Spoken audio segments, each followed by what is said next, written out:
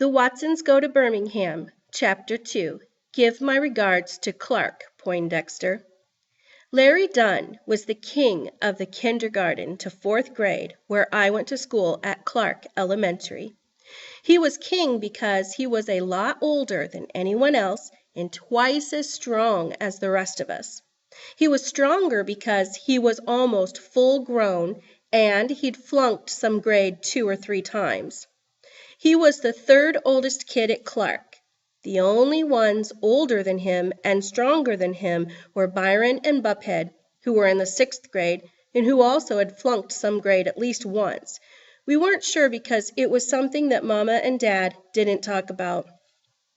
Larry Dunn was king of the kindergarten to 4th grade only because Byron didn't care about them. Larry was the king of Clark, but Byron was a god. It seemed like that would make me a prince or a real strong angel or something, but it didn't work that way. I was just another 4th grade punk. I guess having the school's god as my brother did give me some kind of special rights, but not a whole bunch. It helped me with stupid stuff like the time I found a dollar bill and got too excited and was crazy enough to show it to Larry Dunn. I knew this was a big mistake about a second before he stuck his hand out and said, "Let me see it." What could I do? "Kenny," he said, "where'd you find this buck?" "Outside the school, over by Kenilworth." Larry turned my dollar over and over, and I started getting nervous. "You know what, Kenny?" "What?" I held my breath. "This is some real strange stuff, but I lost 50 cents over on Kenilworth yesterday, and I bet my 50 cents got hooked up with someone else's 50 cents and made this here buck." Whew! I let my breath go, smiled, and nodded. We went to the store to get change, and Larry Dunn got back the 50 cents he lost, and I got to keep the other 50 that got hooked up with Larry's. I knew if it wasn't for Byron being my big brother, Larry would have said something like, "Since my 50 cents found this other 50 cents and they hooked up to make this here buck, I'm going to keep the whole thing. You know the rules, finders keepers, losers weepers." Having the school's god as my relative helped in some other ways too. I had 2 things wrong with me that would have gotten me beat up and teased a lot more than I did if it hadn't been for By. The first thing was because I loved to read. People thought I was real smart, teachers especially. Teachers started treating me different than other kids when I was in the 1st grade. At first I thought it was cool for them to think I was smart, but then I found out it made me enemies with some of the other kids.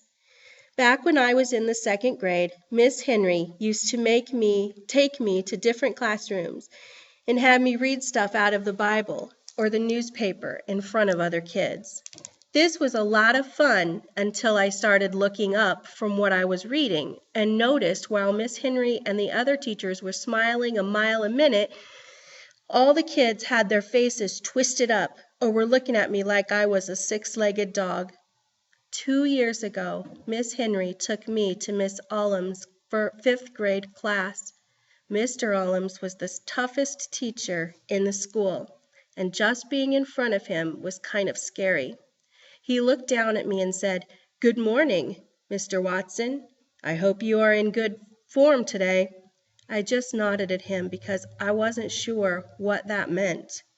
"Don't be nervous, Kenny," Miss Henry said. "Mr. Ullums would like you to read a few passages from Langston Hughes." She handed me a book and said, "You wait here while we introduce you to the class." Man, some of the time I wished I was as smart as these teachers thought I was, because if I had been, I would have dropped that book and run all the way home. If I'd been smart enough to figure out what was going to happen next, I would have never gone into that room. I stood in the hall looking at the stuff they wanted me to read, while Mr. Ullums told his class, "All right, I have a special treat for you today. I've often told you that as Negroes, the world is many times a hostile place for us." I saw Mr. Ullums walking back and forth, whacking a yardstick in his hand. I've pointed out time and time again how vital it is that one be able to read well. I've stressed on numerous occasions the importance of being familiar and comfortable with literature.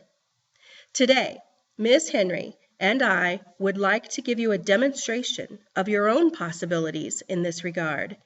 I want you to carefully note how advanced this second grade student is, and I particularly want you to be aware of the effect his skills have upon you. I want you to be aware that some of our kids read at miraculous levels. I saw Mr. Ullams point the yardstick at someone somewhere in the class and said, "Perhaps you'd like to finish the introduction. I think you know our guest quite well."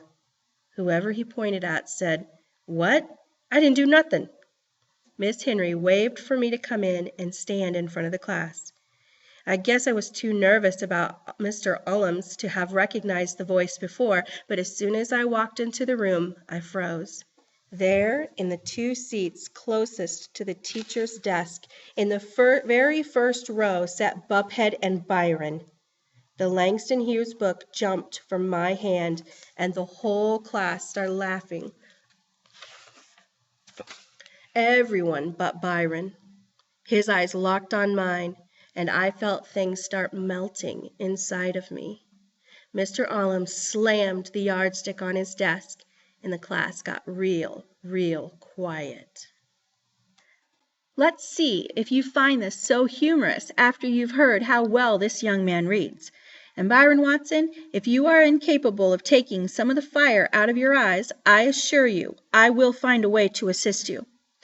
If, instead of trying to intimidate your young brother, you would emulate him and use that mind of yours, perhaps you'd find things much easier.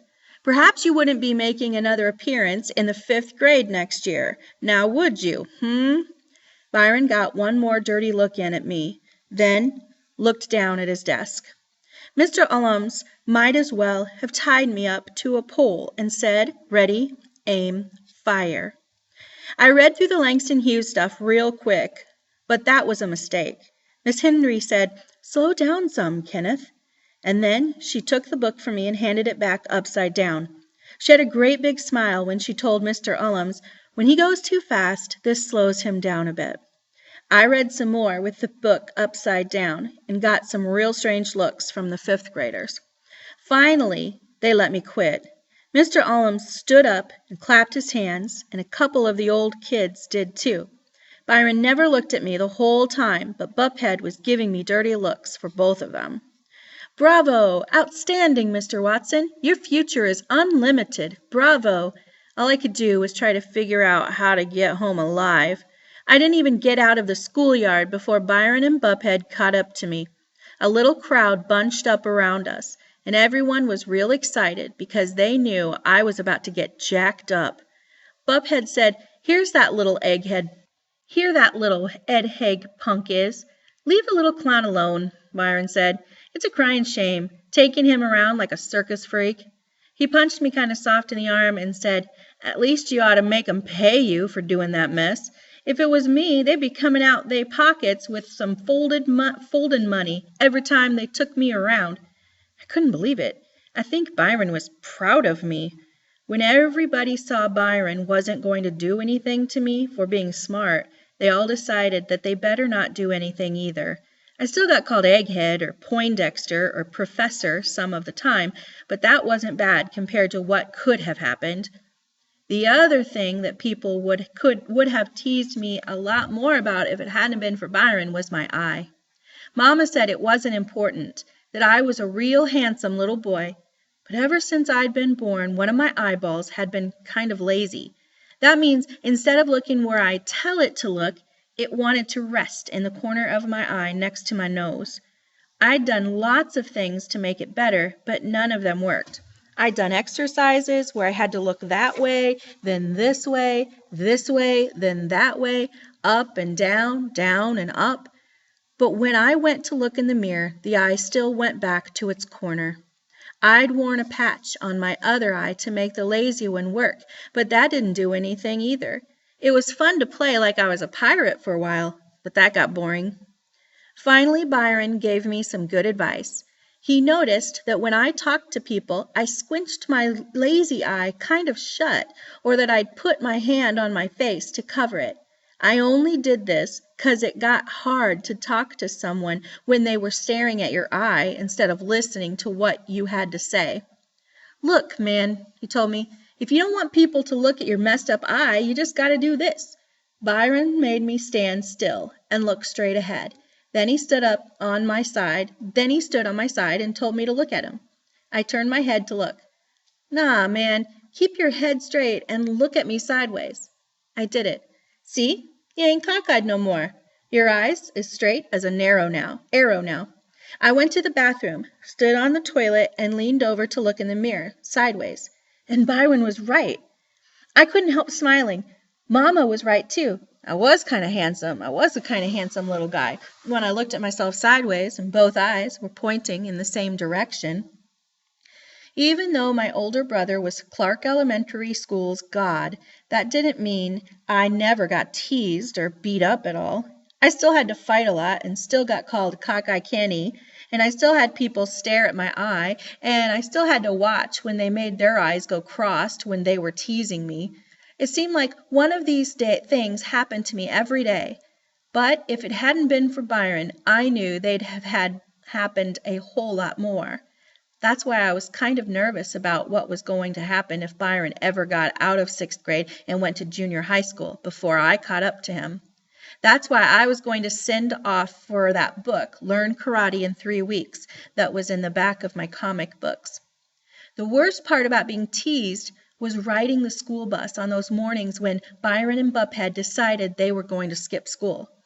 We'd be standing on the corner waiting for the bus, Byron, Buphead, and all the other old thugs in one bunch, Larry Dunn, Banky, and all the other young thugs in another bunch, the regular kids like Joetta in a third bunch, and me off to the side by myself. When we saw the bus about 3 blocks away, we all got in a line. Old thugs, young thugs, regular kids, then me.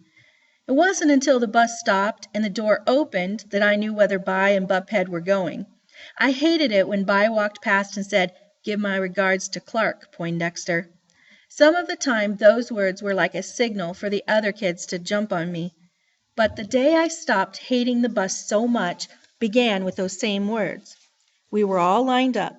"Give my regards to Clark, Poindexter," Vi said, and disappeared around the bus's back. I got on the bus and took the seat right behind the driver. The day Vi rode, I would sit a few rows from him in the back. On other days, the driver was the most protection. The bus drove down into public housing, and after everyone was picked up, we headed toward Clark. But today, the bus driver did something he'd never done before. He noticed 2 kids running up late, and he stopped to let them get on. Every other time someone was late, he'd just laugh at them and tell the rest of us, "This is the only way you little punks is going to learn to be punctual. I hope that fool has a pleasant walk to school." Then no matter how hard the late kid banged on the side of the bus, the driver would just take off, laughing out the window. That was part of my miracle. That let me know something special was going to happen. As soon as the doors of the bus swung open and 2 strange new boys got on, part 2 of my miracle happened. Every once in a while, Mama would make me go to Sunday school with Joey. Even though it was just a bunch of singing and coloring books and listening to Mrs. Davidson, I had learned one thing. I learned about getting saved. I learned how someone could come to you when you were feeling real bad and could take all of your problems away and make you feel better. I learned that the person who saved you, your personal savior, was sent by God to protect you and to help you out. When the bigger one of the 2 boys who got on the bus late said to the driver in a real down south accent, "Thank you for stopping, sir," I knew right away that God had finally gotten sick of me being teased and picked on all the time.